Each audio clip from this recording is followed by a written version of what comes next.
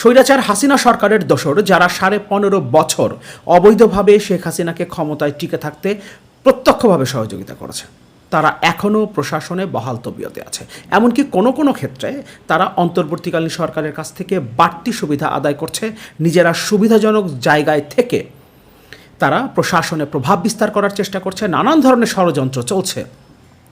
এমনকি 5ই আগস্টের পর পরিবর্তিত পরিস্থিতিতে শেখ হাসিনার অত্যন্ত ঘনিষ্ঠ জনেরাই অন্তর্বর্তীকালীন সরকারের খুব কাছাকাছি যাবার চেষ্টা করছে এবং কোনো কোনো ক্ষেত্রে আমরা দেখছি তারা সফলও হচ্ছে।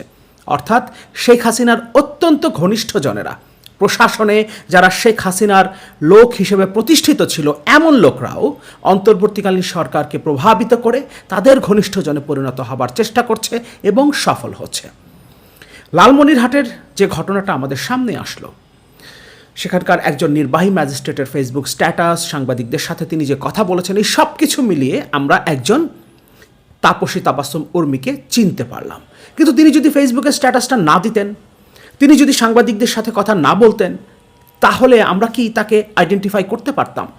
এই আইডেন্টিফাই করার কোনো প্রক্রিয়া কি আমরা শুরু করেছি? তাপসী তাবাসসুম উর্মি ফেসবুকে স্ট্যাটাস দিয়েছেন, এমন কতগুলো উর্মি প্রশাসনে আছে সেটা কিন্তু আমরা জানি না, এবং সেটা খুঁজে বের করার কোনো উদ্যোগও আমরা নেইনি। উদ্যোগ যে নেইনি তার প্রমাণও আমাদের সামনে আছে। শেখ হাসিনার অত্যন্ত ঘনিষ্ঠজন হিসেবে যারা পরিচিত ছিল, যারা স্বীকৃত ছিল, তারা অন্তর্বর্তীকালীন সরকারের অত্যন্ত গুরুত্বপূর্ণ পদগুলোতে তারা নিয়োগপ্রাপ্ত হচ্ছেন। কিভাবে হচ্ছে এটা? অন্তর্বর্তীকালীন সরকার কি এই বিষয়গুলোর দিকে নজর দিতে পারছে না, নাকি ভেতর থেকেই কেউ কেউ খেলার চেষ্টা করছে? শেখ হাসিনা সরকারের অত্যন্ত ঘনিষ্ঠজনদের রাষ্ট্রের সেন্সিটিভ জায়গাগুলোতে স্থান করে দেওয়ার এই প্রক্রিয়াটা আসলে কাদের হাতে হচ্ছে, সেদিকে কি আমরা কোনোভাবে দৃষ্টি দেবার চেষ্টা করেছি? আমরা প্রশাসনে লুকিয়ে থাকা শেখ হাসিনার দোসরদের আইডেন্টিফাই না করে আমরা সক্রেটিস, অ্যারিস্টটল খুঁজে বের করার চেষ্টা করছি। আমরা আন্দোলনের মাস্টার মাইন্ড খুঁজে বের করার চেষ্টা করছি। আন্দোলনের নেতৃত্ব কার হাতে ছিল, কে এই আন্দোলনকে এই জায়গাতে নিয়ে এসছে, কার হাতে শেখ হাসিনার পতন হলো, কারা 15.5 বছরে খুঁটি নাড়াতে পারেনি আর কারা 2 মাসের মধ্যে খুঁটি উপড়ে ফেলেছে, এগুলো নিয়ে আমরা আলোচনা করছি। কিন্তু প্রশাসনে যে এখনও শেখ হাসিনার দালালরা রয়ে গেল, এমনকি তারা যে এখন গুরুত্বপূর্ণ সেন্সিটিভ জায়গাগুলো বাগিয়ে নিচ্ছে, কিভাবে তারা এটা করতে পারছে, এগুলো নিয়ে আমাদের খুব একটা মাথা ব্যথা, অন্তত অন্তর্বর্তীকালীন সরকারের সেরকম কোনো মাথা ব্যথা চোখে পড়ছে না। একজন উর্মি ফেসবুকে স্ট্যাটাস দিয়েছেন, আমরা তাকে আইডেন্টিফাই করতে পেরেছি। আমরা অনেক দিন থেকে বলছি প্রশাসনে তারা ঘাপটি মেরে আছে। আসলে কি তারা ঘাপটি মেরে আছে নাকি তারা প্রকাশ্যে আছে? আমরা তো দেখছি তাদেরকে তুলে নিয়ে এসে প্রশাসনের গুরুত্বপূর্ণ জায়গাগুলোতে বসানো হচ্ছে।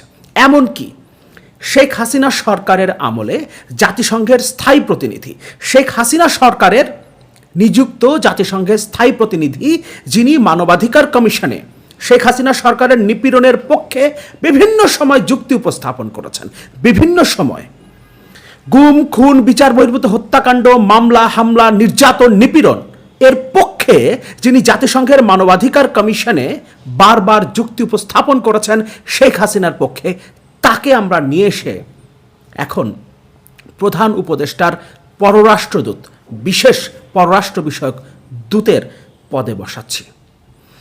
রাষ্ট্রটা আসলে এখন কোন দিকে চলছে, পেছন থেকে কে কলকাঠি নাড়ছে, এগুলো আমাদের এখন আইডেন্টিফাই করাটা অত্যন্ত জরুরি এবং অন্তর্বর্তীকালীন সরকারের উচিত এই বিষয়গুলোতে নজর দেওয়া। আমি বেশ কয়েকবার আমার এই চ্যানেলে ভিডিওগুলোতে একটা কথা বলবার চেষ্টা করেছি, অন্তর্বর্তীকালীন সরকারে এখন যারা আছেন তাদের প্রত্যেককেই আমরা চিনি এবং সজ্জন হিসেবে জানি। তারা এই দেশকে ভালোবাসেন, এই দেশটাকে একটা কল্যাণকামী রাষ্ট্রে তারা রূপান্তর করতে চান, সত্য। কিন্তু রাজনৈতিকভাবে তারা কখনোই সক্রিয় ছিলেন না। সুতরাং রাজনৈতিক যে চ্যালেঞ্জগুলো সামনে আসছে সেগুলো তারা মোকাবেলা করতে পারছেন না, কারণ রাষ্ট্র পরিচালনার জন্য রাজনৈতিক বিষয়গুলোতে নজর দেওয়া অত্যন্ত জরুরি। এই কারণে অন্তর্বর্তীকালীন সরকারের উচিত এই বিষয়গুলোর দিকে নজর দেওয়া, কারণ তা না হলে তাপসী তাবাসসুম উর্মি যেভাবে প্রকাশ্যে স্ট্যাটাস দেওয়ার সাহস পাচ্ছেন, এরকম যারা এখনও ঘাপটি মেরে আছেন তারা প্রকাশিত হবেন, এবং সবার বিরুদ্ধে আপনি ব্যবস্থা নিতে গেলে রাষ্ট্রযন্ত্রই তখন এক ধরনের বিকল হয়ে পড়তে পারে। সুতরাং এগুলোকে আইডেন্টিফাই করে নিজেদের অবস্থান শক্ত রেখে তাদের বিরুদ্ধে ব্যবস্থা নিতে হবে।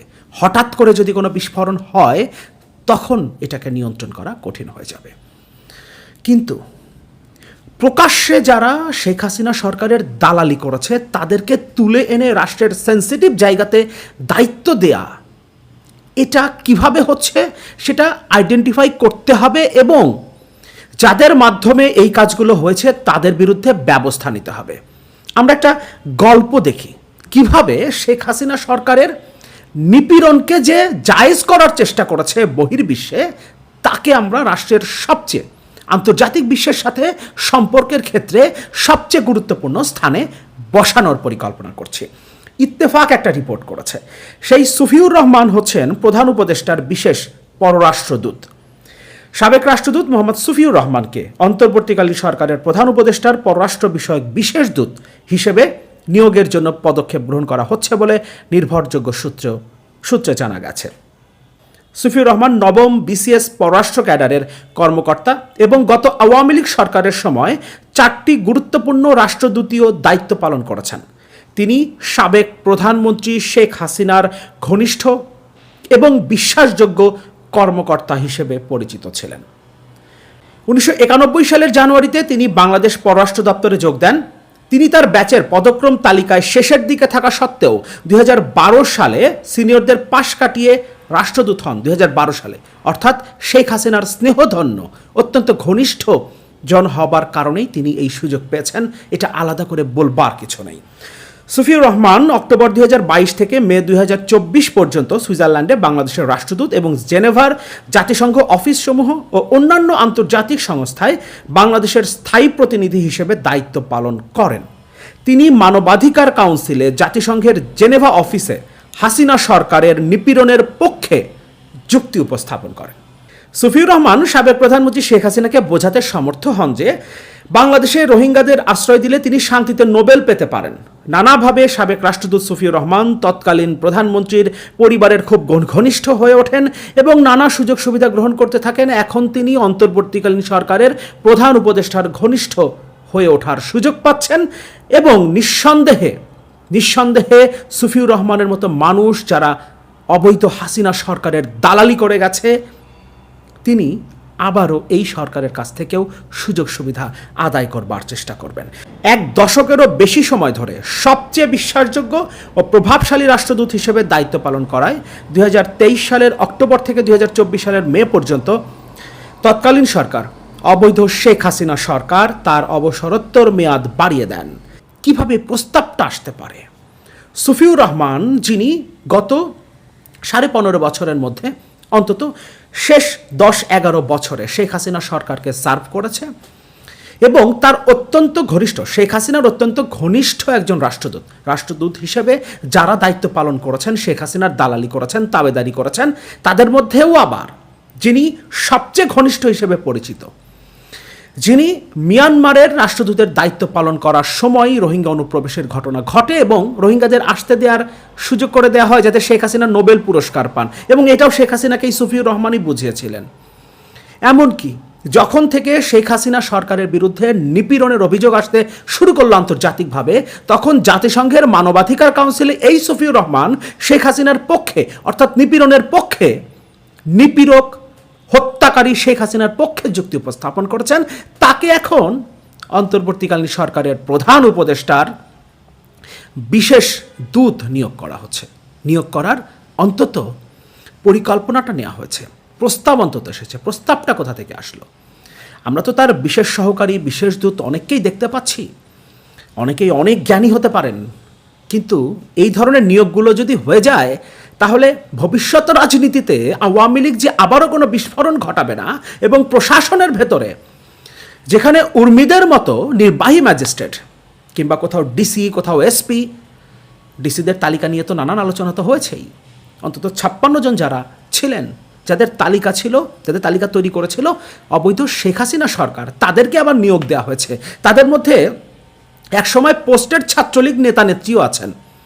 এভাবে যদি আপনি প্রশাসনকে সাজাতে থাকেন এবং শেখ হাসিনার ঘনিষ্ঠজনদেরকে টেনে এনে অন্তর্বর্তীকালীন সরকারের সবচেয়ে গুরুত্বপূর্ণ সেন্সিটিভ জায়গাগুলোতে বসান, তাহলে জুলাই আগস্ট বিপ্লবের প্রত্যাশা, আকাঙ্ক্ষা যে কখনো পূর্ণ হতে পারবে না, এটা নতুন করে বলবার কিছু নেই। সুতরাং এই জায়গাগুলোতে খেয়াল করতে হবে। আমরা হয়তো সক্রেটিস, অ্যারিস্টটলদের খুঁজে বের করতে পারবো, সামনে তো অনেক সময় পড়ে আছে।